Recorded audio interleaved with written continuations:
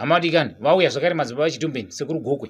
Tiri kuti apa tiri kubetserana. Kune vaya vanenge vaita dambudziko rokuti vabirwa pamba kana kuti vabirwa pai paunenge wabirwa kanditi. Ukakwanisa kunge wabirwa pakasara pane tsoka yenyakuba handiti.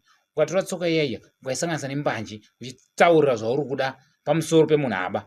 Zvinhu zvinobatsira futi izvozvo zvokupenga kudzosa zvinhu kuita sei. Unotora nokora tsoka iya handiti woisa mbanje dzako woita sei wosanganisa uchiita sei uchitsanangura unosanganisa kana woisa mubepa unokora tsoka nebepa wanokora tsoka nebepa wobva waisa mbanje dziya woisa mbanje dziya woita sei wosanganisa kune bepa wobva waita sei wosanganisa uchitaura zvinobatsira futi izvozvo kunenge wabirwa unoita sei mushonga wakatopenga uyoyo handiti tiri kubatsirana. Kune vaya vanoti vanobvunza kuti aiwa madzibaba echitumbeni tiri kuona muchitaura kapa toda kuzwa kuti isikiti here kana kuti aiwa zvinhu zvatakatodzidzwawo nemadzitateguru eduwo handiti tiri kuona kumusha kuti aiwa ka vanhu saka the time yatadzidzisa tasingazvikoshesi zvinhu zvinokwanisa kushanda but iko zvino manje takwanisa kudzokera kumabhuku ayo tinoverenga